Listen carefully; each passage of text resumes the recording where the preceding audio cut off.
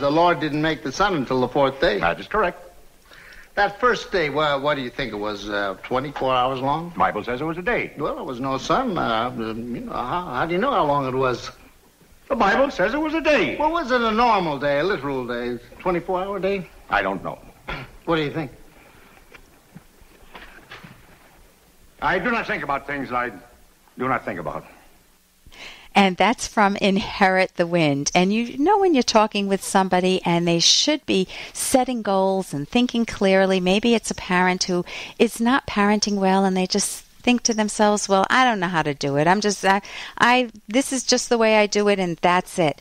It's like they're saying, I do not think about what I do not want to think about. And that's the exact policy that you do not want in your life. You want to be able to set wonderful thinking goals. And with me today is an expert in thinking. It's Jean Moroney, and she has corporate clients, BB&T, Microsoft, and Amazon.com. She's got 3 degrees, 2 master's degrees, one in electrical engineering from MIT and one in psychology from Carnegie Mellon. And she also has had specialized training in irrational philosophy, objectivism, and that's Ayn Rand's philosophy. And you put that all together with Jean's passion for thinking, and that's exactly the topic we're going to talk about now. Welcome to the show, Jean. Thanks for having me, Ellen. Jean, you talk about setting thinking goals, that's important to do, that people sometimes very often go by the seat of their pants, and they don't know to set a thinking goal, whether it's in a career or whether it's the parenting example of, I don't know how to parent, but, I just go by the seat of my pants. I don't do this because my mom used to do it and I didn't like it, and I pick and choose here and there, but I really don't have any thinking goal. What would you recommend? Well, I think in some of these cases that you've been discussing, I think maybe even just having regular goals would be helpful. So in parenting, if you don't have the goal of being a, respectful parent or, nurturing the development of the kid or the child, nothing else follows from that. But if you do have some of these goals, thinking is your means of figuring out what to do, and thinking goals come up because there are specific questions that you need to answer to be able to get your goals. Okay, so when I think of parenting, I think, well, of course I'll do a role play with you. Of course I want to be a good mother. Of course I'm motivated. I want to be a nurturing mother. But he's always underfoot. He must have ADHD. My son just drives me buggy. And, I do what I can. So occasionally I yell at him. Occasionally I just take off for a while and need to get my space. And, I don't know, how would I apply a thinking goal to that? Well, let me actually suggest a slightly different thinking aspect to apply to that, which is monitoring. I think that if you have a goal, one of the most important things you need to do is to monitor your progress toward the goal. And that is something that does not happen automatically. So that quote you had from the movie, Inherit the Wind, right? Right.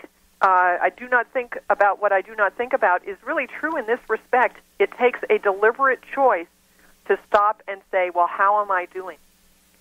How am I doing on the parenting? What is going well and what is not going well? Those questions do not ask themselves. And so I think the first kind of thinking skill that people need in these regards is the realization that they need to consciously stop, choose, reflect on how things are going. And that actually gives you an opportunity to figure out what it is you need to think about here. So with parenting, if I sat down, I would say, I don't know how to discipline, or I don't know how to listen to my child. I tune out. He tells me all of these things he's thinking and doing, and it goes on and on and on and on, and it's too long. So maybe I need to figure out need to learn some listening skills with kids, and I need to learn how to delimit it. I might need some skills to be able to say, well, I know the skills because that's what I do. But, to be able to say something on the order of, honey, let's spend the next 15 minutes together, because I can handle 15 minutes, but I can't handle a half hour. And then after that, I'm going to be working on a project over here. But let's spend 15 minutes together and tell me about your day. Now, that's very interesting, Ellen, because you have, in fact, applied a thinking technique in your solution to that problem. So let's just draw that out here. The whole problem of discipline and dealing with children is very, very complex. It's not the kind of thing that has a simple, clear-cut answer. It's not like you can go to a 1-hour parenting workshop or even an all-day parenting workshop and come out of that and have suddenly all the skills you need to be able to maintain discipline with kids. I assume you'd agree with that, Oh, right? yes, absolutely. Right. It's like me trying to learn dance in one lesson.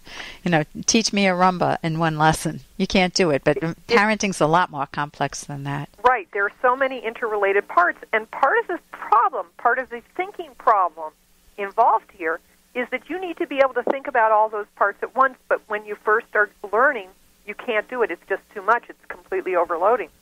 And so one thing that you need to do in these situations is find a way to scale down the goal.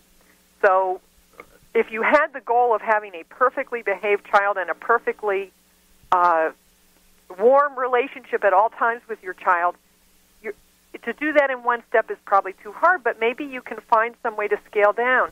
And what you were suggesting were a couple of small, easy things that could be added into the parenting routine and that would make a difference. Okay, so that I'm making, what I did was I said, what is, Ellen, name one of the problems you're having with your son. Obviously, that's not a personal example. Not your son, right? Or Susie, name some of the problems you're having with your son. And it's that he talks and talks and talks and talks and talks, and he drives me crazy, and I can't listen. And finally I say, he can tell I'm not listening, so he keeps trying to pressure me more to listen to him. So if I just said, what skill could I use there? If I made it clear-cut, and I know you've emphasized this, it's got to be a doable skill, and it's on something important to me, my relationship with my son. If I put aside 15 minutes right when he comes home from school, then he may be more willing. He'll have my full attention for the 15 minutes, and he may be more willing to go play with friends or play with his Legos or do something else. Right, and so what you did there is this may not be a full solution to the problem, but it is a small, doable, clear-cut first step you can have that you're pretty sure is going to contribute to the solution to the problem. And it's simple. It's something it's something that you can implement and yet will have something you can build on later. Right, and it gives me confidence. Oh my gosh, if I have the 15-minute solution with my son, or in some cases it may be a husband or a wife, that you have to listen to for 15, not have right. to, but they talk and talk and talk. They need that. Mm-hmm. And you just listen, and then you go do whatever other tasks or interests you have. So listen, I want to thank you so much for joining us today. With me today has been Jean Moroney. She's an expert on thinking skills, and her website is, Jean, you can give your website? Sure. It's thinkingdirections.com. That's the word thinking plus the word directions all run together. And you offer what? Well, I offer courses on thinking tactics where, for example, I talk about how do you take a real complex problem and break it down into a series of passes where you can rough it in and get more detailed, and other skills. And I have a free email newsletter, which you can subscribe to on the website, and preview classes and articles and book recommendations up there. And tips, thinking tips. There's so much. There's a wealth of information on your website, thinkingdirections.com. That's all one word, thinkingdirections.com. And I look forward to talking with you again sometime, Jean. Thanks for having me, Ellen. And I'm Dr. Ellen Kenner on the Rational Basis of Happiness, and I look forward to being with you again next week. Your future hasn't been written yet. No one's has. Your future is whatever you make it. So make it a good one. Here's an excerpt from The Selfish Path to Romance, the Serious Romance Guidebook by clinical psychologist Dr. Ellen Kenner.